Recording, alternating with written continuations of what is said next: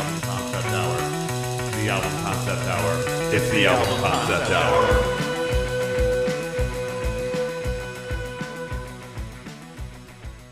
All right, well, I'm going to roll right into it, guys. So, welcome everybody to the album concept hour.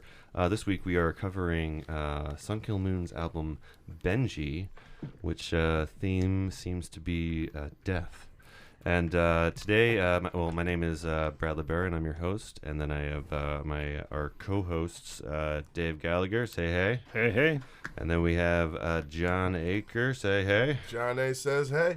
And then we have Jon G over here. What's up, Jon G? Yo, what up? And this album, Sun Kil Moon Benji, was your pick. So It was. We're at our fourth and final of the four picks. So, tell me, what is your, I guess, origin story for this album? What is what got you into this album? Yeah. Why is it your first concept one that you chose? Well, I like the absurd realism stuff. Yeah. I came across it. I must have been 5 years ago, like when it came out on YouTube, and I just found myself listening to it over and over again because of like. So wait, how old were you? Sorry, not to. No, I was probably 17. Okay. Yeah, Man. and, like the realism heavy shit for behind 17. it. Yeah. Well, the realism behind it and like the brutal emotion. Like it was too much for me to handle at 17. Yeah. But like It's I loved brutal it because honesty. it was just like a lot of all that. I knew it was gonna come no matter what, Uh-huh. in my future life or whatever, and it's just like Yeah. I loved it, and it also was hilarious because of how brutally sad it was. So Do you honest. think did you laugh uncomfortably the first time you heard it? Oh, you yeah. think? Yeah. Okay. Oh yeah. Yeah. Yeah, that's something. A disclosure for anyone listening: you're gonna hear a lot of uncomfortable laughing at some really morbid stuff. But promise there's a he reason. literally he mentions Disclaimer. it in one of the lyrics. I mean, he talks about it. So Yeah, I mean, he just he goes full reality. Yeah. It's like having conversation. It's yeah, like, yeah. But that's something I was always surprised about with you at work is just the fact that you consume music that is a little past your age, maybe. You definitely consume like really heavy stuff. Oh, yeah. For your Well, I a think- lot I think- heavier stuff than maybe I was. I think into in my emotion's early important. I like to find the most emotional stuff I can to Mhm. kind of get a feel for it. 20s. Yeah. All my favorite music is all you can actually feel and through the vocal stylings as well, sense the pain and agony that you could have in life. Yeah. Not saying that only music you should listen to is painful, but No. if you are depressed happy or or have- the best sad. music does come from yeah, pain. and Yeah. if you have any depression, and you can relate to it if you actually Yeah. hear the sincerity in people's songs, So I always was Yeah. searching for songs that I could relate to if I Mhm. was depressed back Yeah. when I was younger. Yeah. And this was one of them. I mean, this whole album I could relate to, but at the Mhm. same time I could find comfort in it. Mm-hmm. You know what Yeah. I mean? Yeah. Because it's so It's just so real so brutal. and raw. It's Yeah, just brutal. Yeah. I mean, it's just Yeah. brutal honesty. Yeah, and I think that some of the last albums we listened to definitely show more of the passion in the positive Yeah, sense. Their ELO is definitely always expressing a lot of really positive things and singing, and you can hear it in his vocal patterns as well.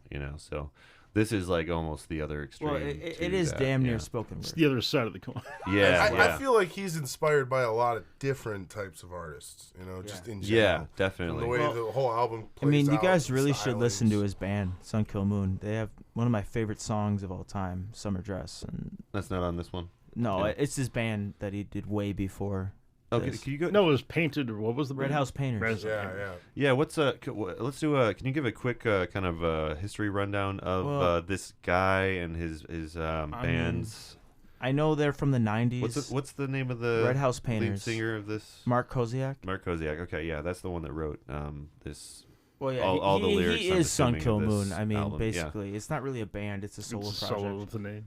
Kind of like Bright Eyes with Conor Oberst, but there is Exactly. there is that other guy. I'm not ignoring that Yeah. there's that other guy, but I mean, It mostly really- it's. But it really is Conor Conor Oberst, Oberst, and yeah. this really is Mark Kozelek. And a So rotating cast. Yeah, a big rotating cast. Yeah. especially on that one album. It's a little bit like It was the Dirt Above the or whatever. Gorillas, how was the one that's with the just fire? those. In reality, the remember. Gorillas isn't really a band so much as Oh It's yeah, just those two that guy guys. from Blur. the Blur. Yeah. The Yeah, guy he was from the Blur. lead singer. Oh, from Gorillaz. Yeah. I And, always forget his and actual it was name. really just him and an 2D. artist.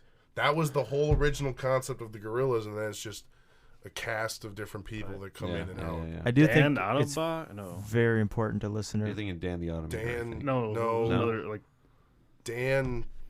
Well, we'll get to that. Well, We'll get to sorry, the Gorillaz. you're right, cut it you're out. right. Sure. Sorry, Yeah. my bad. But It is definitely important to listen to Red House Painters though, because yeah. I it don't- actually you can hear a younger, and all of his songs are emotional from the get go. So, but you can hear it like seems important to him. him viewing his emotions. Like my favorite song from like I think their first record. You know, you can really sense his longing and loss in life at a young age, and Yeah. you know in this album he's really matured with those same concepts, but it feels so genuine, and Yeah. you know you can still feel his pain behind it. Well, we were talking earlier about how this is like almost like an emo album, like all grown up in a way. It's like the next It's step. easier to listen to. Yeah. Well, it's like it's got that depression focused thing, but he's talking about like actual death and Yeah. actual memories of his childhood. Even the instrumentals though are damn near the same in Red House Painters. Yeah. They really are. Okay, It's very much like Mazzy Star, shoegazy kind of soak you in and focus on the lyrics while having a beautiful background. And do you think this is one of his most like This is personal his work? Best album. Yeah. 100%. Yeah, most Yeah, personal for yeah, sure. Yeah. Yeah. He's made so many albums, but yes, this is his shining star. Yeah, and this is what 2000. 13. Well, it looks like Carissa died in 2013, but is this album from 2013? I wonder. No, this album. This album is from 2013. So this is little setup for the album in general. This is recorded in 2013 after he went back to Ohio for a family funeral. So I think that this whole album must have been written all during that time. It was almost like a floodgate, like the memories, everything kind of coming through and just sitting down and just penning everything down. So anyone that's listened along or is going to be listening along, keep your box of tissues nearby. This is going to be a tearjerker. But you guys want to roll into the first track here, the little Let's intro do it. here. So this song kind of I guess sets up the tone and story for the album. So here we go.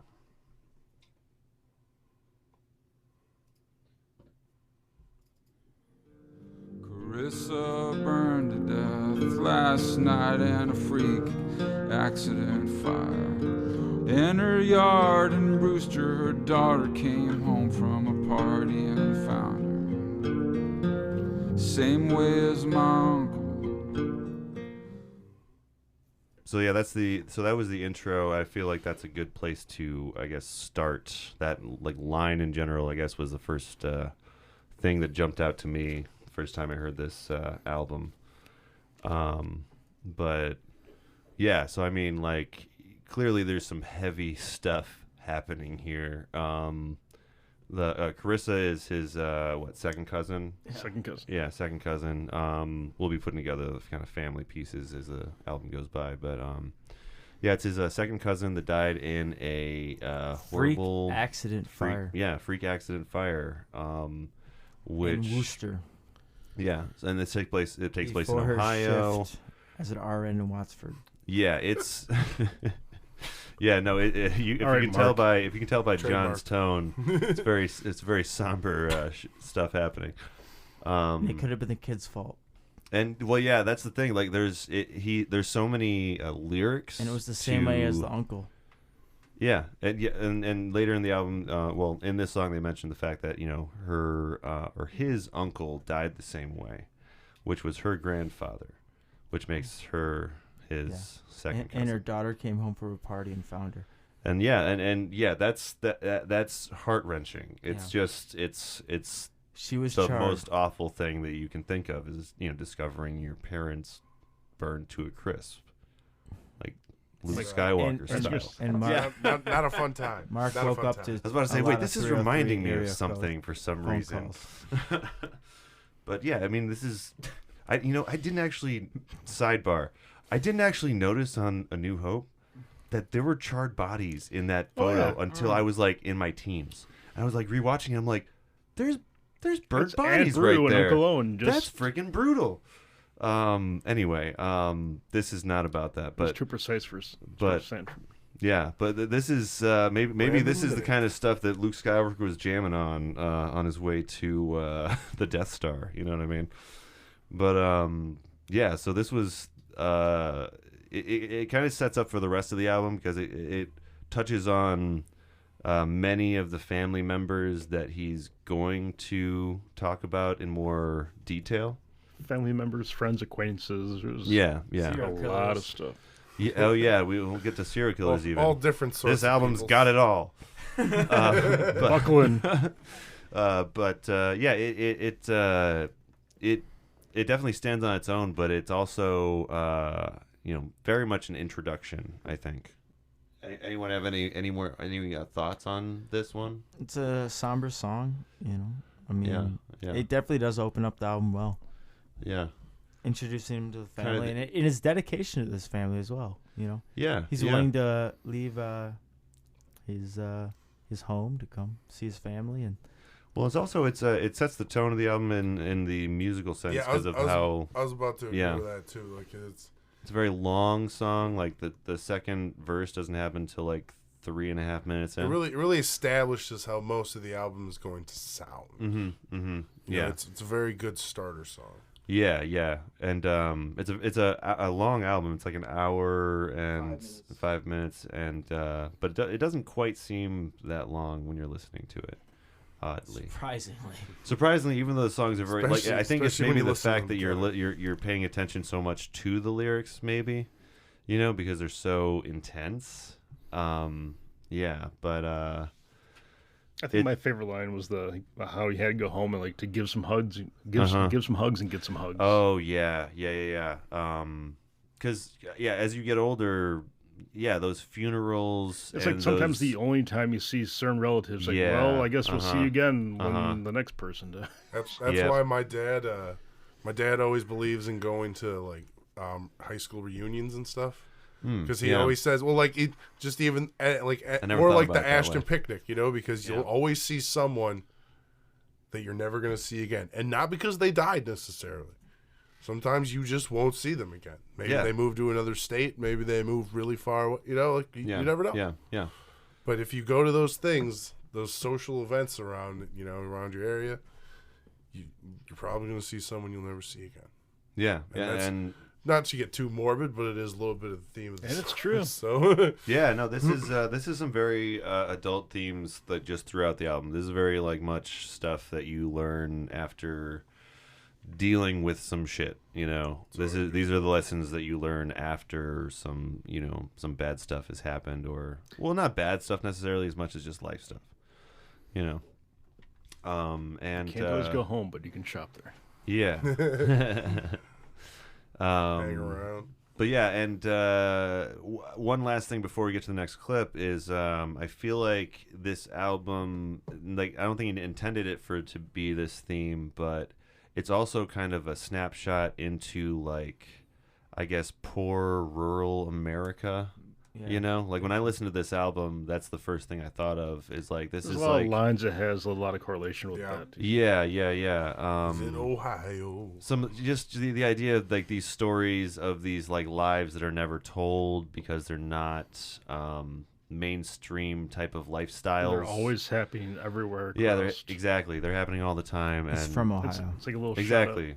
Well, and he's from Ohio, and it's him going back to Ohio from he had being on the road, doing all his own things. In his mind, he had a very mediocre but yet somewhat manageable career as a musician in California. Yeah. He was able to support himself elsewhere. Yeah, I think that he was just maybe on the tail end of the emo stuff. I mean, you know what I mean? It's still made, but it's not as popular. He made enough money to support himself and and that's really the dream as a musician. Yeah, exactly. Yeah. And but doing what you love. As long as you can pay your bills. He still has all these emotions, And I said, this is a side project, Yeah, Yeah, I'm really interested to hear Red House Painters. Yeah, because I mean this is very much in the vein of like Bright Eyes, which is like one of my favorite bands ever. So I can see me really enjoying his discography if he's got more of this kind of thing, But the next song we got here for you is I Can't Live Without My Mother's Love. It's the second track. Oh, beautiful and, track. It's really, really pretty. Here we go. My mother is 75. One day she won't be here to hear me cry. When the day comes for her to let go, I'll die off like a lemon tree. That part in particular, I think, reminded me of Dinosaur Jr. as far as the vocals. Yeah, it does sound like Jay Mascis. Yeah, a little bit. But it's fucking heartbreaking. Yeah. That's the lighter song. Yeah, I was about to. I'm not gonna. Never mind. Later in the album, you learn something that's positive about this. But anyway, it's a really somber. Like, I mean, everyone's probably thought about this. Like, what am I gonna do when my parents are gone? Like, what like, can I do? Just cry. Well, as a kid, you go to like maybe funerals, you see like your great grandparents or your grandparents, and like as time goes on, then eventually be like your parents, and soon be like your friends and siblings, and it's everything starts like closing it. I don't know. It's you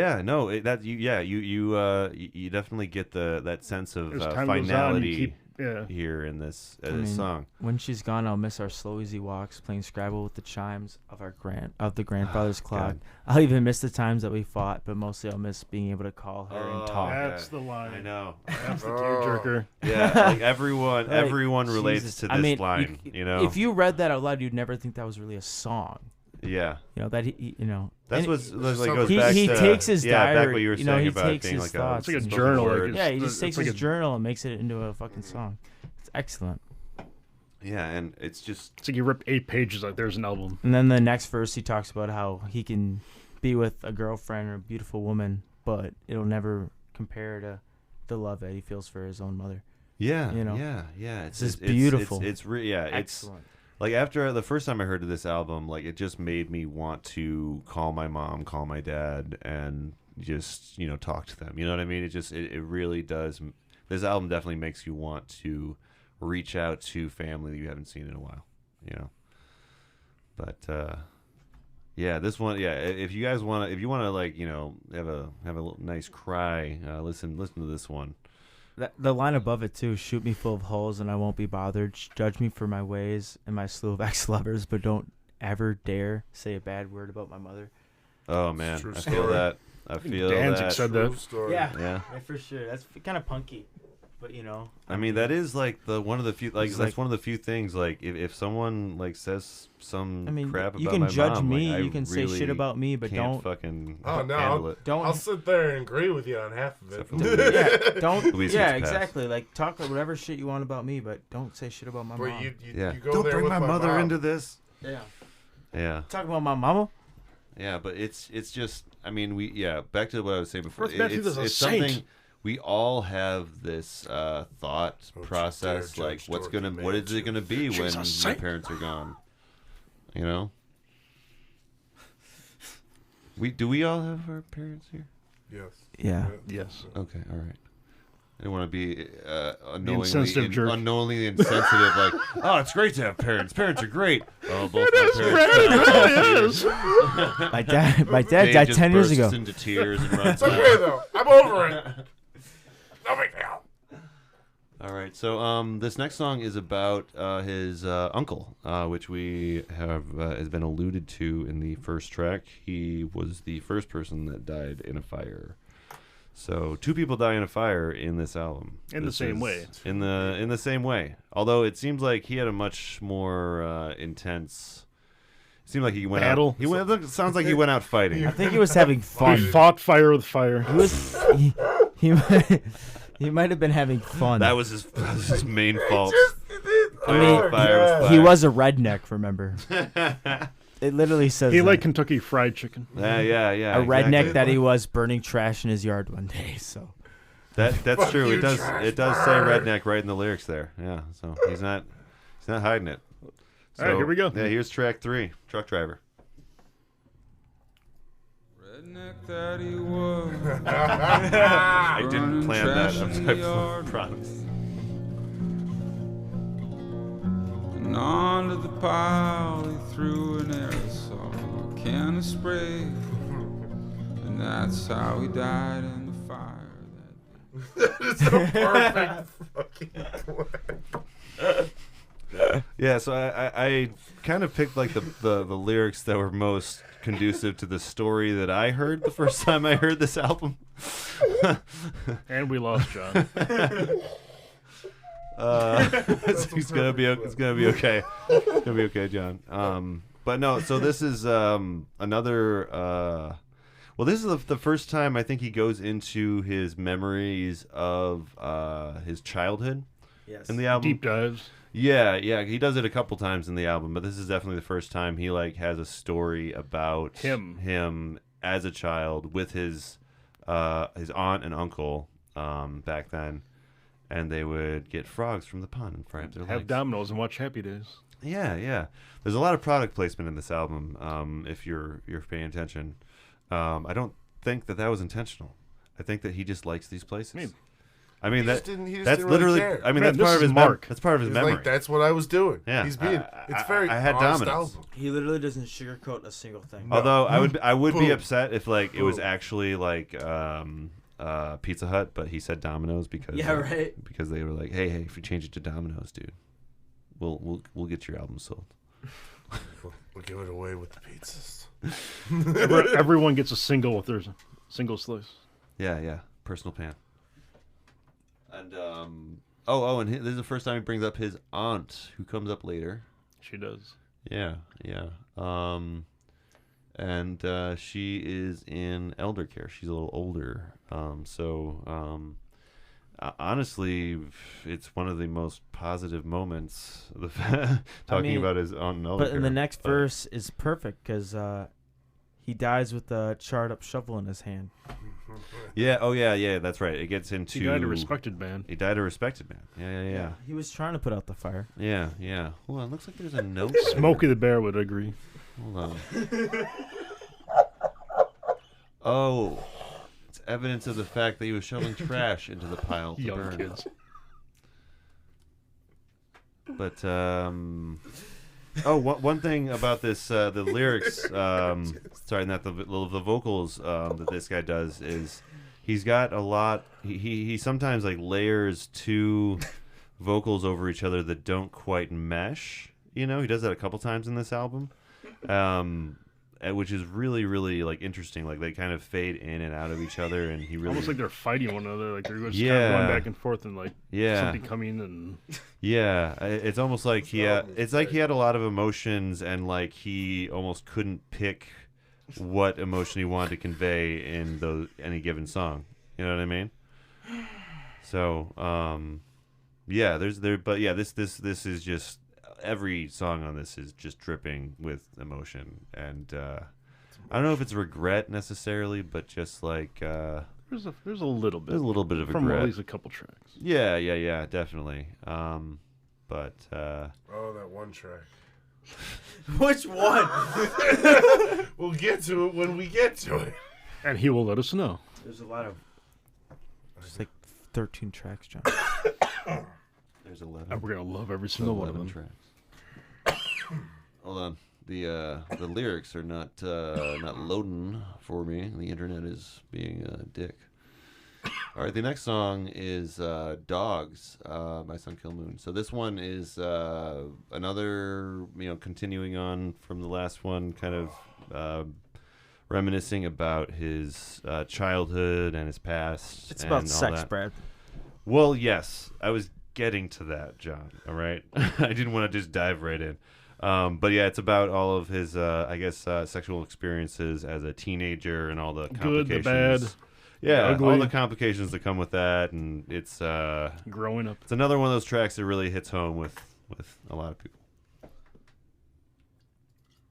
When that first stinger, you're the one who gets stung. And when you lose control and how good it feels to come. When you pant like a dog getting in the sun. When you pant like a dog when you enter someone. Tremendous. Yeah. Well, and I feel like that's kind of the wonderful symbolism. Not to pun on not intended. Climax of the song is. But Did a doggy style. that could be what he means. I don't know. But yeah, this is like a really I don't know. This is a really I chose that clip before I move on. Because it showed some of those vocals that don't quite match at the end there. Like they match for most of that chorus, and then right at the end, like they really don't. But high and low. Yeah, you got a pretty good lyrical section for that. Yeah. There's just some memorable lyrics from the song. But yeah, I mean, he's going through like each kind of next sexual encounter like one by one in this song, and they're not all positive. Describing them all. They're in detail. Vivid detail. Oh yeah, he's very detailed. Very medical. I love the beginning of the song. Yeah. She hit me with her purse. She hit me with her purse. I had braces on my legs and I almost fell down. And from that day moving forward, I've been petrified of blondes. Well, he had braces on his legs. He's like Forrest Gump. Yeah. You know. Exactly. That was the first thing I. Magic legs. Oh, and then there's a part where he talks about the first person that touches wee wee. There we go. I keep on trying to find the Brad's just trying to dance around, being eloquent. Yeah, they're touching each other's wee wee. Yep, no. This is what we're talking about. But yeah, he talks about how his first encounter, the girl touches his wee wee, he touches her downstairs, and she ignores him in the hall the next day. And it's really it's not. That's not as all that it is. It's not just complaining. It's that's. It's just what happens. It's sometimes when you're first experiencing this stuff, you don't want to talk about it. And then after that, though, just she ignores him, and then he's just like, whatever. She's probably not writing his name. He had on his first oral sex with two it. different girls. The next verse. That's true. We don't know how long it took between the two. Yeah. I'm assuming it was somewhat close. I would Maybe? hope so. Yeah, I don't know. And then there's Marianne. And then Marianne was his first fuck. Yeah, but she left him for a guy in a pickup truck. For the guy then the guy in the pickup truck gave him a. Yeah. Man, he had sweet sweatpants and a sweet truck. Hey, he needs a ride. Sometimes you need a ride home. They're probably Zubas. Actually happened, by the way, you guys. This is pre-Uber, guys. This is before Uber was a thing. This all right? Hey, man. Your ex's boyfriend had to give you a ride home. But I'll give you a ride home. Hey, I'll give you the it's like a consolation prize. Honestly, I gotta say kudos to that guy because when I first hear about him in the song, I think he's real jackass. He's a villain. He's the villain when you first hear about him. He's like, oh, the girl went away with him in his pickup truck. But then he gives you a ride home. He's not such a jerk. What are you talking about on the ride home? So better luck next time. It's like Jack Ryan in 16 Tangos. How about them Packers, eh? Yeah. Better luck next time. Sometimes it's just the way it is. You would totally do that. All's fair in love and war. It'd just be no bullshit. I'd be trying to make some kind of small talk shit. This is so how's it going? How was your day? This is the last 30 minutes. Sorry about that, by the way. Sorry I live so far away. This is now awkward. This one really clicked with Jon A. The emotions are just flowing like a river. Yeah. I've been through a lot of those. That's why. No, lost many girls. That's all the complicated mess of sex and love. Yeah, I was when about you to give say, that first stinger, you're the one who gets stung. The birds and the bees. Yeah. There's a lot of the birds and the bees for me now. Well, there's a lot of really great lyrics in this song. It was really hard to pick a specific part, but I picked like what I thought was like the kind of the whole package. You had the vocals, you had the music, you had the music had built up a little bit. And you picked one of those all packages, you know. Like you got everything in the little gift box. It's got the song title in it. He says dogs, you know, it's perfect clip. But yeah, it's it's talking about how rejection and moving on, and how you don't feel right at first when you don't understand rejection and you haven't like kind of comprehended. It's so new. Well, it's weird. When you get rejected by anyone, it is just the end of the world. You know, those first several rejections, but you know they get easier with time. But yeah, no, this song is. You don't get it. She was the one. Yeah, no, there's no you other. You wanted to slap your like 14-year-old self. Like, shut the frack up. He was doing what he had to do. He was trying to figure it all out. Although he could have gotten. He made you. He could have gotten. No, he did. But I got a lot of tips for 14-year-old me. I got different ideas on how to ruin my life. That's what you want to do? You want to ruin your own life? Oh, I know how most people go back in time. They're like, I want to change things for the good better. But I want to change things for the worse. But you're just like, no, fuck that guy. I could have had so much more fun. Fuck that guy I used to be. I got drunk way too much and didn't do any drugs. Oh, speaking of high school, we have the next track, and that is "Pray for Newton." This is a horrible segue. This song is about mass shootings. There's no real good way to segue into that. Columbine? I've heard of Columbine. I was alive when it was. You were alive. These two guys. Wait. They went to a bowling alley. 99. Were you alive? No. Yeah, I was alive. I don't know what year it is. Damn near a fetus, but my point is, I was in college. I was damn near a fetus. I like that. I was in my daddy's ball sack. But my point is, I know the story. These nice twinkle in his eye. These nice fellers. Nice fellers. They went bowling. They had a nice bowl. Shot at 140. I think you watched the wrong movie. That's a different thing. It was a large man with a hat yelling. A large man with a hat. They just so happened to have a bunch of guns Mike Myers in their car. From that Halloween series. They had a bunch of guns and grenades or stuff in their car. They had a bunch of firearms in their car. Yeah, they were real assholes. And they were like, you know what? Gym class sucks. You know, they were real jerks. They went into their high school and they shot it up. All right, this is "Pray for Newtown" it was horrible. by Sun Kil Moon. And having fun. December 14th, another killing went down. I got a letter from a fan, and he said, "Mark, say a prayer for Newtown." I ain't one to pray, but I'm one to sing and play. That was very country western. Yeah, definitely. Very acousticy. Well, I like the very last line there. I'm not one to pray. I'm one to sing and play. Yeah, I relate to that. Like I'm someone that used to pray a lot, but now it's more my that way I express myself through my acoustic guitar. So yeah, I get that. But so this song's got a lot of really heavy stories in it. It talks about I think 3 different shootings, right? There's at least obscure shootings. Yeah, too. James Huberty, who was apparently from his hometown. What was it? Safeway, Norway. That was one from the 90s, I believe, right? I want to say, and then the one of the other ones that it mentions is the guy that was shot up the Batman Dark Knight Rises. So, I mean, it really it's kind of different for the rest of the album. I think. I mean, as far as it doesn't talk about people that he's necessarily knew that died. Well, there's a line about like someone that wrote him a letter. Yeah, and then he's like, well, he kind of penned this and made a... Mm-hmm. Yeah. See, that would get you thinking about the one in your hometown, and then that would get you on the ball rolling. Yeah, and that's literally what this whole album's about Ohio. He's just anytime he gets the ball rolling on something, he's just like, "You okay, John?"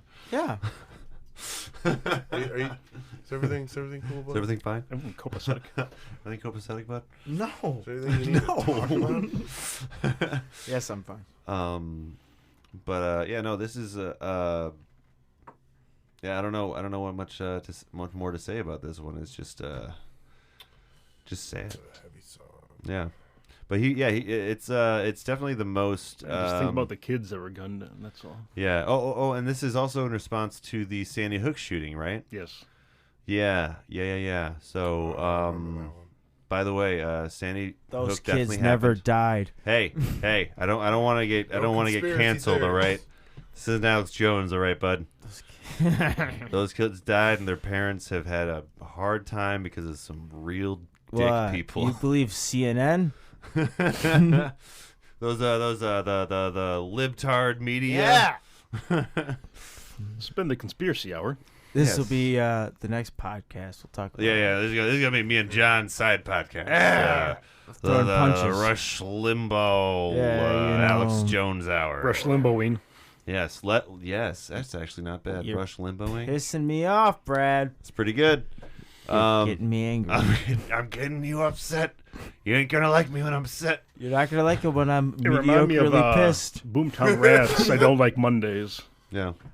Well, what's the song? Or, I'm gonna have a disagreement with you, Brad. Don't do that. What?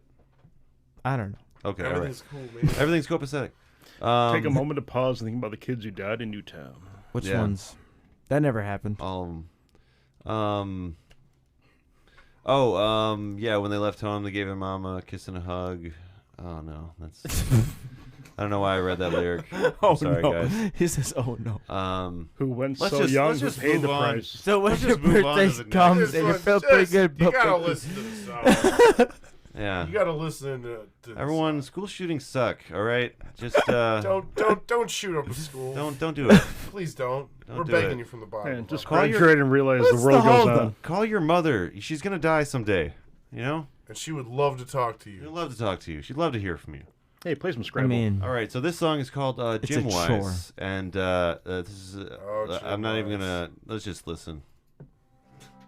Jim Wise mercy killed his wife in a hospital at her bedside. Then he put the gun to his head and it jammed and he didn't die. Man, He waits trial. are you all okay? It's just so like.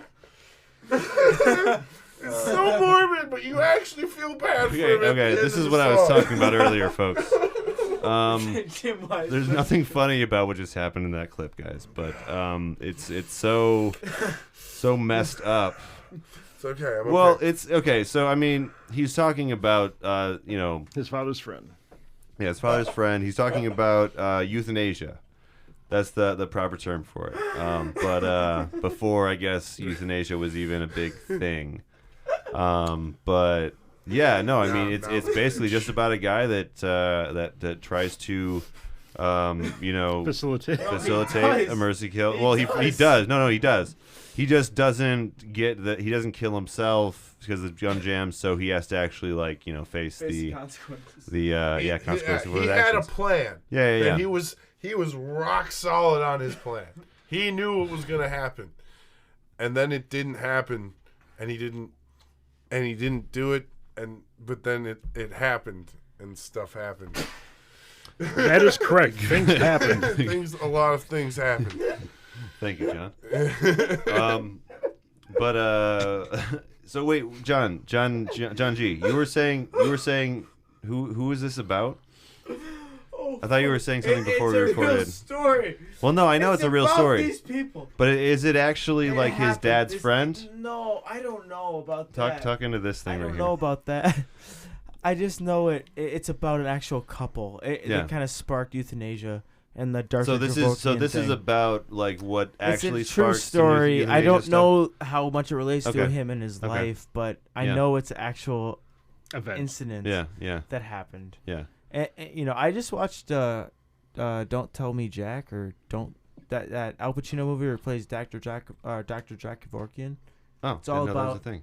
euthanasia. It's Yeah. actually really enlightening. about like. Shout out to my mom. She's very pro euthanasia. So am I. Yeah. It's really. I agree. I mean, if you wanted. Yeah, I mean it. You gotta do I mean, it. dude, no, it was a me too. Supreme Court case. Yeah. Like because he was. There's people who couldn't live anymore, and But yeah, there's some pretty messed up situations. dude, he you was get doing with the some. medical. You got to watch that movie. He was doing some Yeah. extreme shit. I remember when that was all going down. It was extreme Yeah. news. It was It's crazy. not. Yeah. He would like literally just kill people. He would go to their house. He'd Yeah, and then sit like with them and the FBI would be there the next day and be like Yeah. another one. Mm-hmm. It was. It's a gnarly movie, man. And this is what kind of sparked. As to my knowledge, this kind of what he's talking about sparked that Okay. kind of beginning of the talk about euthanasia. Okay. Yeah, so I mean, it's it kind of goes from the beginning of it goes through the whole story pretty much. Like it's starting, of course, with what we just heard. Well, actually, first he mentions he him was as young like and just his an dad old going visiting an his old friend. friend. Yeah. They don't like. Then he talks That's about our Panera knee Bread. the replacement. mercy killing, and then they talk about the fact that he's old and he's about to head to Mansfield Prison. Oh, and he likes the Doors and Stevie Nicks. Yeah. Who'd have loved the last episode? His cabinets are full of baked beans, like Rorschach. But yeah, no, it's and the music itself is very. It contrasts the like what's being talked about a lot. The verse you know what in I the mean? beginning. It sounds almost sing-songy, the kind of piano synth thing or whatever that's happening. Yeah. He really follows through with this verse though, compared to the beginning. You know, he killed his wife out of love for her at her bedside, and then put the gun to his head, but failed at suicide. To me, that's a better wording. Yeah, that's true. It's like this. Is he saying the same thing? But he's wording it differently. Yeah. I like that. He does that a lot of times in this album. I noticed. Yeah. He emphasizes the same thing that he said, but he rewords it to what works better in that verse. Or maybe the first one was young, and then now he's old. He can understand and he's maybe. Yeah. That's sad. Because there is a lot of that. There is a lot of brings the whole story back through and childhood bringing full circle to his adulthood. That's a definite big thing with this album. Besides just death in general, is I guess life is one of the album or the concepts in this album too. Oh, most definitely. Yeah. So there's some stuff that like shines through all of this like depressing stuff in the album. You know what I mean? But you gotta it's listen not all. to the whole It's not all depression. The next track here is it's about all bad. It's not all bad. No, it's not. And this next There's song a is little actually slight pretty bad and listen good. to it. You is gotta a listen to mostly positive song. It's about his dad, and it's about halfway through the album, which I thought was really interesting because the second track is about his mom. So and then like the first side of the second album. Exactly. I would think that maybe this is side 2. I didn't check on it, but I don't know. If I had to take a guess, I would say this is the beginning of side 2. Yeah, and I don't know if this was released on vinyl immediately or anything. So you know what I mean? Because it was 2015. Oh, for sure. I mean, they might. Yeah, they probably it depends had. on the Had label. a vinyl. Depends they on the label, had but yeah. I'm guessing by then it would have been a thing. So this song is kind of about the complications of a relationship with your father. So it's pretty straightforward. It's called "I Love You, Dad," or "I Love My Dad." We'd watch wrestling matches on TV, and Billy couldn't move 'cause he was handicapped, and I learned to shoot the shit. Now to care for those in need and to show respect when I was... I don't even call him judgmental. He just doesn't give a shit. He's going to give you the most honest response. But anything. Yeah. That's it. It's done. That's all it is. He's just talking. Definitely. Yeah, definitely. It's damn near impossible to discuss this album, actually. Are you just too many feelings for you? Well, I mean, no. I just mean he's so honest. You so mean on he the lays nose. it on the It's so there. It's not give or take. It's not. It's not like. It's not gray. What does he mean? It's white and blue. That's true. This is definitely the most. Pretty blunt. Like so blunt. This is the most straightforward concept album I think we've had, probably. Yes. Yeah. There's not much left to interpretation. Well, I mean, just looking at the album as a whole, though, like this is also a point where he's talking more about his past. I feel like basically the middle section of the album, he's talking a lot about his past, you know. And then at the end, he's kind of getting out of that kind of I don't know, funk that he was in while he was in town for this funeral, you know. But yeah, I feel like this is the point in the album he's very deep into his nostalgia, and he's at the point where he's unraveling his like daddy issues. You know what I mean? He's come full circle. What made him? Yeah, everything. Yeah, definitely. Because I think that that's definitely something that as I guess in general as maybe I don't know if it's just a dude thing, but you your dad's almost like your enemy for a while until he isn't. You know what I mean? Well, if your parents in general, like you start either your best friends, and all of a sudden, like your mortal enemies, and then as time goes on, you become like even better friends again. Like everything, it's your roller coaster. Yeah, definitely. And this song definitely demonstrates the complexity of that stuff. You know, because like the first lyrics are talking about how his dad abused him. You know what I mean? He wrestled him on the floor and choked him out when he was came home like late, or he was being too arrogant. You know, but it's one of those things. What he the very next line though is like he was an 8th grade dropout and I was being a brat. So he's grappling with he's coming to terms with the situation that he was in. Yeah, nostalgia can really put a humdumber on things. And he might have had an alcohol problem, because in the song he also mentions he had an O'Doul's and his friend had a Guinness. Oh yeah, and O'Doul's is a non-alcoholic beer. Is that about his dad drinking an O'Doul's then? No, he's saying I'll have an O'Doul's, which is a non-alcoholic beer. And you think like maybe the Mark Kozelek is not it doesn't like drinking as much, maybe. Yeah, because Mm-hmm. If you have parents that are alcoholics, negative at the consumption of alcohol, then he probably was swept to the ground by a very drunk father, most likely. Maybe.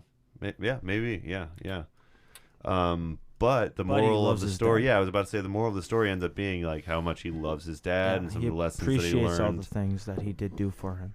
Yeah, and you are who I am today. I picked that clip because it kind of sets up for something later in the album. What's up? Oh, recalls the many life lessons he received from his father, though sometimes abusive. Yeah. And it's not. I don't think that it's a song that's like trying to say that was okay necessarily, but it's like just talking about it. You know, it happened. It happened.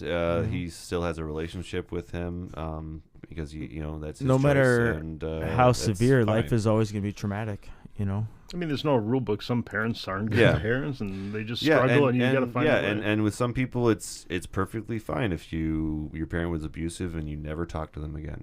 You know, that is perfectly okay if they were a monster in your life. You know what I mean? But obviously, they got past it in this situation. You know, they had some bad times, and then they learned to appreciate each other. You know, it's a This is a really hard one. This song made me think a lot. Well, me too. Yeah. I have issues too with my father. Yeah. We probably all do. Yeah, whether it's minor or major. Yeah. It's a whole thing. I mean, if you get into the Freud stuff or whatever, or Young stuff, I mean, there's a lot of Carl and a lot of father and mother stuff that's happening in our subconscious and all that. But this is him kind of unraveling that shit, So, yeah, this is definitely. I listened to this song. I'm like, I want to send this to my dad. It's really hard to listen to though. At the same time. Yeah. Oh, I was gonna say though that I chose that clip because it kind of this part kind of helps establish the fact that he has a lot of experience with special needs people. And I mean, he had braces on his legs, so maybe he was in special needs as well. But it kind of adds another, I guess, wrinkle to his life experience in Ohio and everything. And so, it kind of helps set up some of the other stuff happening. Yeah, I like the verse album. you got on the screen though. Which one? The top one there. What? Oh, the one about the albino. Oh yeah, let's mention that. It's a very interesting verse. It shows where the mutual respect was coming from, in my opinion. Like later. Well, yeah, because like later in life. Yeah, his dad that he had problems with eventually did start teaching him stuff and must have grown on his own when he was 5. Huh? When he was 5. What happened when he was 5? Well, he came home from kindergarten. Oh, sorry, the lyric when I was 5. But yeah, it talks about how he came home from kindergarten crying because he sat next to an albino kid, and his dad is in these lyrics telling him that you gotta love people equally, and then he played the album "They Only Come Out at Night" by Edgar Winter, which is really cool. It seems like his dad grew from the first verse. Well, it was impactful. He was there. He just, again, like, I think some people are maybe not the best parents, but they're trying. So they're just, it struggles. So I guess it seemed to me more like he's kind of trying to make the argument in the beginning, like, since he was a 8th grade dropout or whatever, that maybe he wasn't ready for it. At the beginning of the parenthood. Yeah, I mean, that makes sense. Yeah, I mean, and some people, that is a thing. They have kids before they really know themselves, and so makes child rearing little hard sometimes. Yeah, because you're trying to get your own stuff together. So now you have to all of a sudden you're thrust into like, now I have to raise this thing. Yeah. I have to care. Exactly. Yeah, and then things change at some point. And you try because Yeah. What are you gonna do? You're like, you love it. It's yours. This is gonna be a fully formed thing in the society, Yeah, and it's gonna be your fault. But throughout the song, it sounds like overall he did a good job, just like teach him right, wrong, like respect people, like no matter differences, color, everything. It's just he wanted and to raise that last line in the verse too is really he played me the album "They Only Come Out at Night" by Edgar Winter, which shows I will go home and listen to that. How after he this. could have such an early love for music. Oh yeah, that's true. And I didn't think song about he that. gave a girl Animal or Pink Floyd Animals. That's true. Yeah, and that was in 6th grade, so he already had a pretty good. Yeah, he was pretty into music from a young age. Yeah, that really. I think shows his dad just said if it hits your soul, listen to it. Yeah, that's really cool. I like this song. It's one of my favorites in this album. It's a winner. Yeah. The next song is it's the longest song on the album. This is the longest song of the album. 10.5 minutes. And it's a great 10.5 minutes. Yeah, and like I said earlier, this is kind of the middle. The middle of the album is a lot of his childhood memories and stuff. And this song is probably the most. It's like a portrait of him, like everything. Like the most memories of his childhood, and it's about watching. And we discussed during the playthrough, like song remains the same. Like I feel like we all have the same story, this song, like, but it's slightly different. Like all these little memories, like from like things you can see, hear, the smell, everything. You just it throws you in a flashback. You can remember this one time. Yeah, it's a very universal song. Like a lot of these, they get you thinking. It's a very good tribute to Led Zeppelin. Led Zeppelin as well. And this track is called "I Watched." Part of his life. I like the name of the track because it's just "I watched the film. The song remains the same." That's the name of the track. He didn't even try to like make a fancy. And if you're young, that's a cool, lot whatever. to take into. Yeah. Well, I mean, I would assume that's like a lot of. It's a really a lot of intense, visual. Yeah. Yeah, I mean, it's I've Zeppelin. never actually seen it. It's Zeppelin's fucking movie. But I need to watch. Is it? It's a concert movie, right? Yeah, it's a concert movie. Is it a little of both? Yeah. Both. Yeah. I need to watch it sometime. I've heard it. I've never watched it.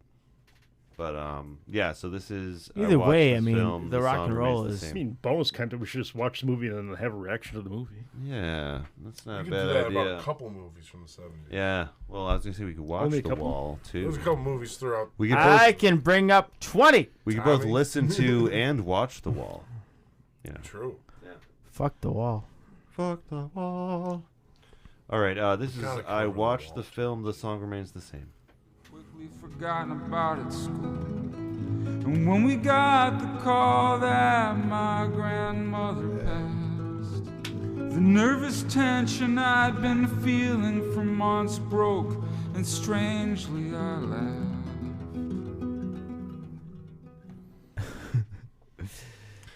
So yeah, that I was gonna say that I picked that clip because that's how you feel kind of listening to this album. You know, like he heard his grandma died, and strangely he laughed. Like sometimes in this album, I'm strangely laughing because like it's so just depressing and like it's just you just need to respond in some way. You know what I mean? Seriously, it's like uncomfortable because it's just like, so brutal. When we did the listen through, it was like a real like emotional roller coaster for us. You know, like we were having some legitimate reactions to this stuff. Just like oh no, oh God. You know, like there was just. What's going on? Yeah. I'm not crying. You're crying. Yeah, exactly. But yeah, this track, he's talking about watching The Song Remains the Same, and then kind of, I guess, how his perspective changed throughout the years. You know, like first he's talking about just watching it with his grandma, kind of just, you know, not really, excited, definitely, but like he wasn't thinking about the fact that John Bonham died and the fact that the finality of the concert or anything, you know. And then as an adult, he's looking at it like, you know, from the perspective of a seasoned musician and songwriter. You know? And then he beat and up just a kid. Human, like you experienced so much by this point now, from being a young kid now. Yeah. 40 some years later. Yeah. No, and you have a whole nother look and a whole nother view on it. The same experience can hit you different with each age. Yeah, I think that's not even saying it has to be each year. I'm just saying like with each 5-10 year gap. You know, that is kind of a theme in this album, I think, because he does do that a lot. The whole like because it started off at the current time period, going home for a funeral, and it's just all the little stories, all the memories, everything has happened. Yeah. That's formed this man. Yeah, and a lot of the songs have, you know, both past and present lyrics. You know, and some songs do. They start from young, and then at the end, it brings him back where he's at. Yeah. I feel like he learned how to do that a little bit from like Bruce Springsteen. Maybe he did some of that in Born in the USA. Yeah, definitely. This was in 2014, 2013. Yeah. Maybe. Well, this next song is 2013. This next song started there. Yeah, I don't know. This next song is actually another one that kind of peripherally connects to everything, but it's Richard Ramirez died today of natural causes. So this one's kind of, I guess, to me, it's similar to Pray for Newtown in the sense that it's about someone he didn't know personally, but the fact of his existence reminds him of things in his own life. Well, Newtown had mass shootings throughout, like a span of time, and this upcoming one, basically, at the very end of the track, if I remember correctly, it talks about like people remember when he was caught, but he remembers when he died. So it's like again like a time frame of just the mass killings or the killings in suburbs, in California. Yeah. All right, here we go. Rich Ramirez died today of natural causes. These things mark time and make us pause and think about we were kids scared of taps on the window. What's under the bed and what's under the pillow? And the Jim Jones massacre got in our heads. In the TV headlines, Elvis Presley's dead. So I wonder when did Mark move to California? Yeah, he's from Kentucky or something, right? I don't know. I think that's correct. He was from like somewhere like Kentucky or something like that, and then he moved to California and like led a normal life for a second, and then just started killing people. No, I'm saying Mark. I wonder when Mark moved to California because it sounded like. I don't know when he moved to California. Maybe 92 when he got his record deal. Most likely. Somewhere around there, probably like 90, early 90s, 89, 89, I would 89, say 90. he probably got there in like 90 if he got a record deal in 91, 92. Oh, wait. A Girl in the Tenderloin was his first. So that was a connection too. Tenderloin Find Summer. Answers the question. Wow. This makes no sense to the listeners, but at the end of this album, you'll know. He's from El Paso, Texas. Oh my goodness. Okay. All right. Sorry, we sound way too excited about this. But it was bugging me actually. Yeah, right. I know. But yeah, you were saying something about one of the last lines. I'm trying to find it. Oh yeah, after 53, Rich Ramirez died, but in 83 he was very much alive. Scariest killer in the band. Pentagram center of his hand. Oh yeah, everyone will remember where they were when they finally caught the Night Stalker, and he just remembers where he was when Richard Ramirez died of natural causes. Yeah. So yeah, but throughout the song, he's kind of he's reminiscing about people that have died or had other hands of him. Yeah, or had other experience. Well, he talks about James Gandolfini randomly. Well, no, I think he's not talking about all of the dude's victims necessarily. Yeah, no, he's not. The first he talks about his victims at the beginning, but I think like the rest of them are just like his friends that have passed since. Well, you know what I mean? Dude, he says he was eating ramen when he found out James Gandolfini died. Yeah. What? That's deep. That's pretty deep. I mean, I really don't remember. It was a very like normal moment or whatever. I mean, it's just he was just sitting there, or just stuck in his head. Hey, James Gandolfini's dead. Well, that's true. Yeah, he remembered that moment. Just inserts that. Yeah. I mean, that's pretty random. Yeah, it is kind of random, but clearly that he like that moment was big to him.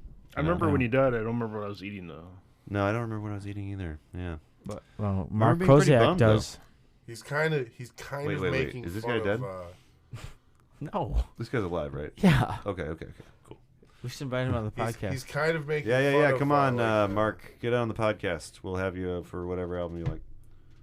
When JFK died, everybody It's never going to happen. Hey, where they Dave, were when JFK died. Dave, I got a quick question for you. What are you drinking? What are you drinking, man? What are you drinking? You got it right now. Well, looks like FSB. It's Fair State. Fair State Brewing 2019. Yeah. It's their s'more stout. S'more stout. Ooh, okay. That's nice and sweet. A chocolatey taste. Yeah, it does. Yeah. That was a weird noise. It's a nice chocolatey taste. But we've also been sipping on this Turn Out the Light by the Brewing Project. It's got a really, really cool art on the front. Looks almost like that looks like familiar, doesn't it? That art style? Rick and Morty-ish. Yeah, it does kind of look Rick and Morty-ish. Yeah. Oh yeah, that's out there. Yeah. But we also have what is that yellow one there? That was Brewing Project's Futter Bingers. The Futter. Oh, kind of like a Butterfinger beer. I just got that. Oh, that one's good.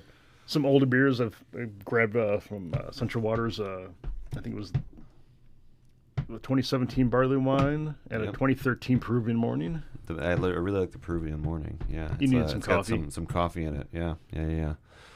After the listen through, I needed a little pick me up. And then what's this last guy here? That was the Half Anchor Shores. Half Anchor Shores? Double dry hopped. All IPA. Right. Ooh, the double hop. That really dries me out. Mm-hmm. Yeah, I mean, went all into. We all learned something about bread. Dries me out. Jesus. So this next track that's all that Dave is drinking tonight. That's it. All right, that is all that Dave is drinking. Cue all theme that song. Dave is drinking. Ah, nice. I like that. This next song really crushes your spirit before the very end. So, song's called Micheline. And I'll play the track before we. Oh, Micheline. Oh, I can't listen. This is too saw an sad. ocean, or heard David Bowie's Young Americans, and I saw the movie Benji in the theater. My grandma. Oh, Jesus. My grandma. My grandma.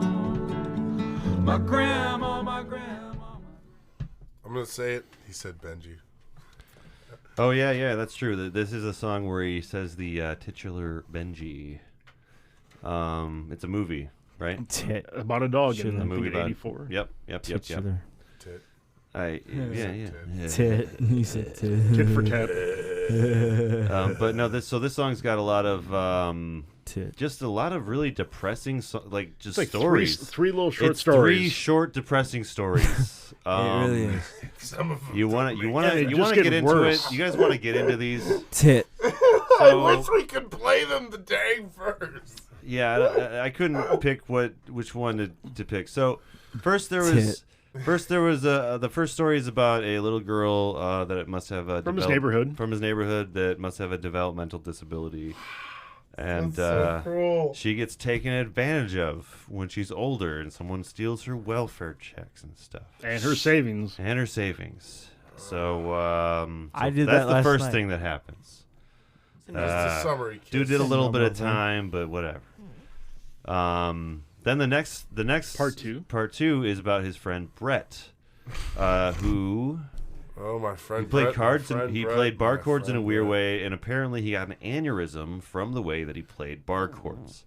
And then he went to a mental hospital. Well, he got a surgery and talked slower, and someone that he saw every now and again after that. But it ends with him getting a call about him dying, and then him not feeling like knowing whether he is happy or sad that happened. You know what I mean? Which is really, really Very deep. rough. Yeah. I mean, it's like it's something that if you have dealt with someone that has either a mental degenerative type of thing, that is, it's a horror show to witness firsthand.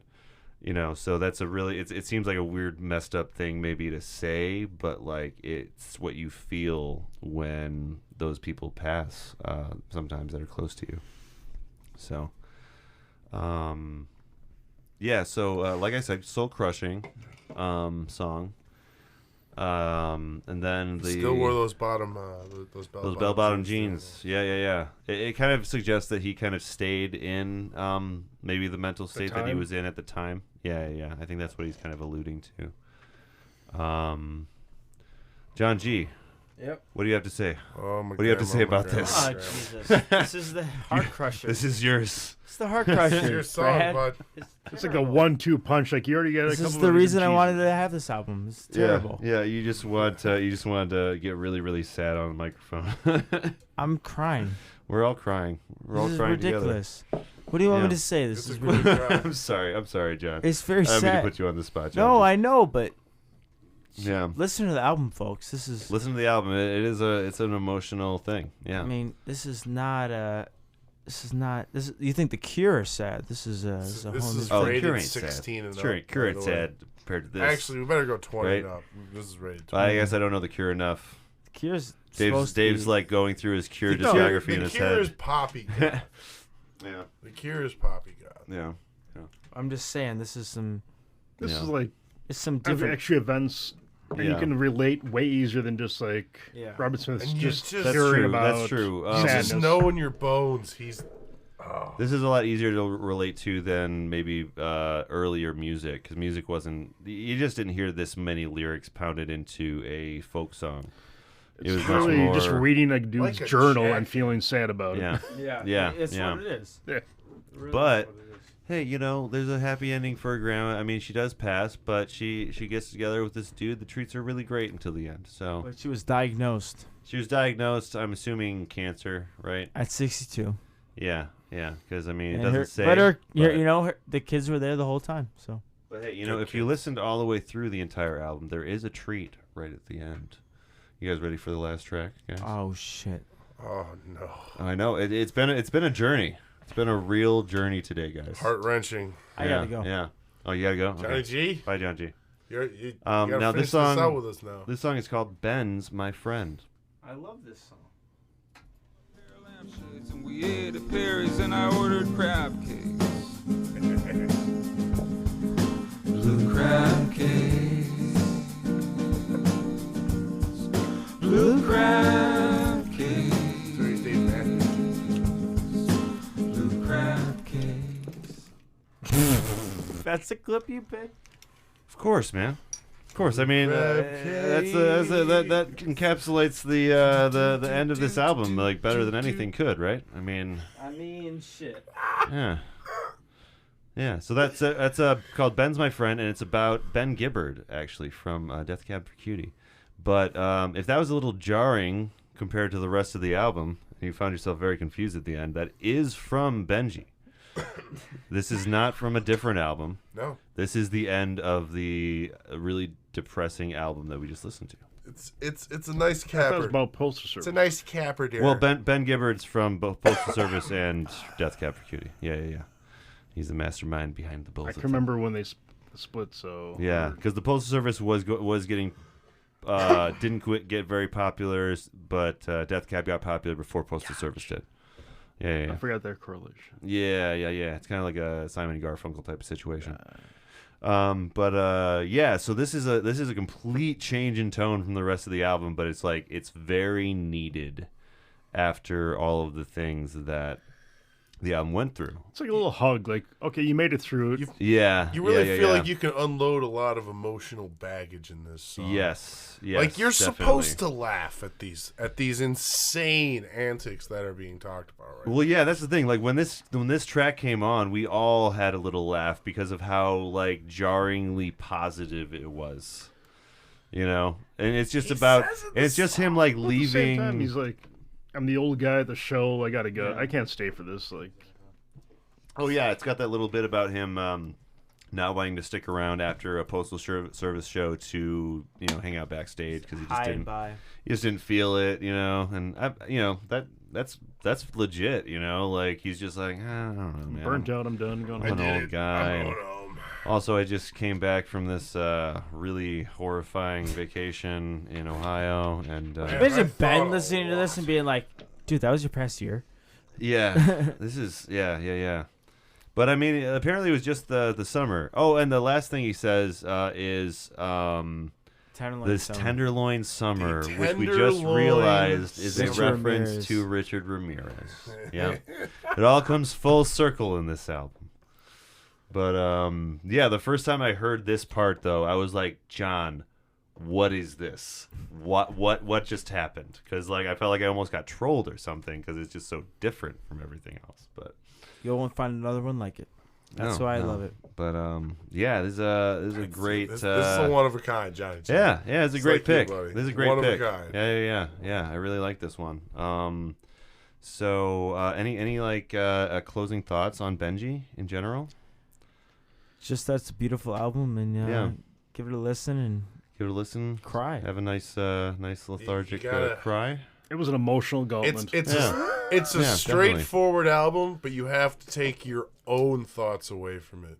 Yeah, because it will make you. It will force you to think of your own personal stories and memories. This isn't something that you're taking your thoughts away about. You're thinking about the album. You're taking thoughts away and you're thinking about yourself. Yeah, exactly. You're like, holy shit, what the fuck did I just hear? So, before we go, what this week? What are you guys listening to this week, Dave?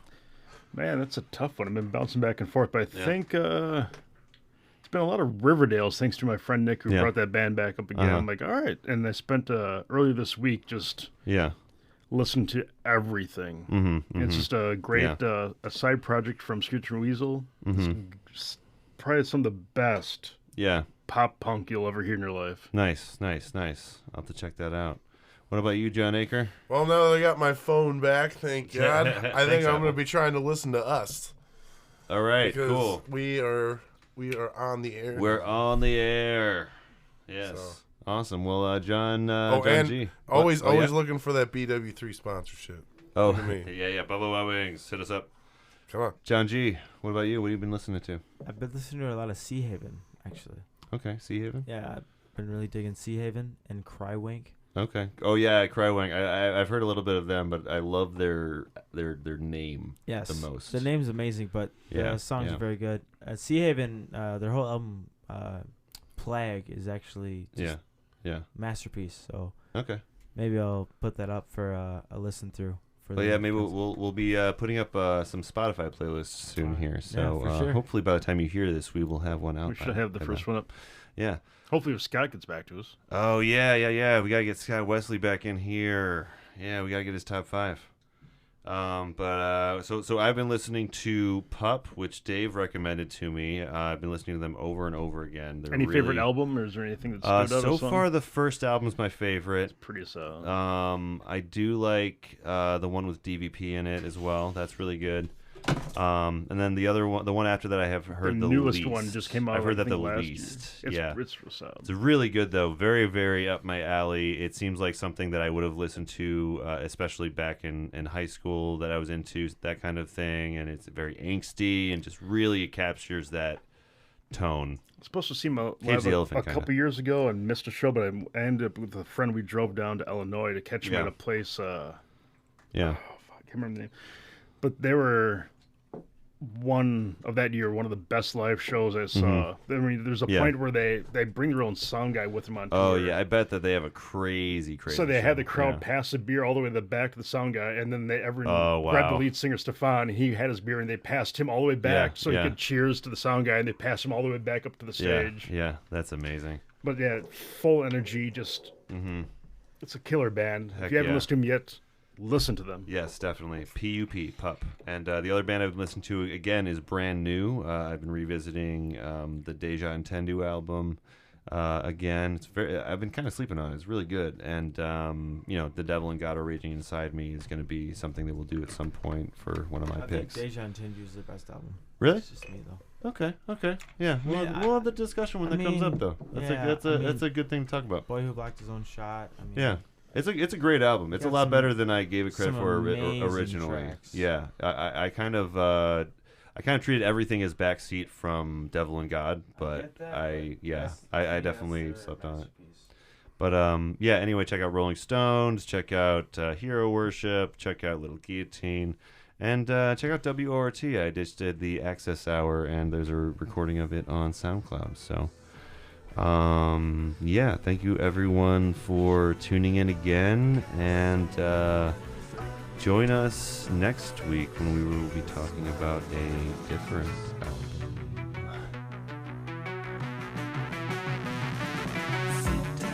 Thanks for listening. The Album Concept Hour is Brad LeBaron, Dave Gallagher, Jon Aker, and John Griffith. Special thanks to King Gizzard and the Lizard Wizard for the theme music. Please like us on Facebook or friend us on Twitter or MySpace and let us know what concept album you would like to hear on the podcast. See you on Side B.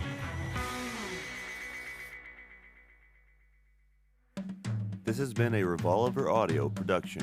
Executive producer Brad LeBaron. For more podcasts, visit soundcloud.com/revolveraudio, or to support new content, visit ko-fi.com/revolveraudio.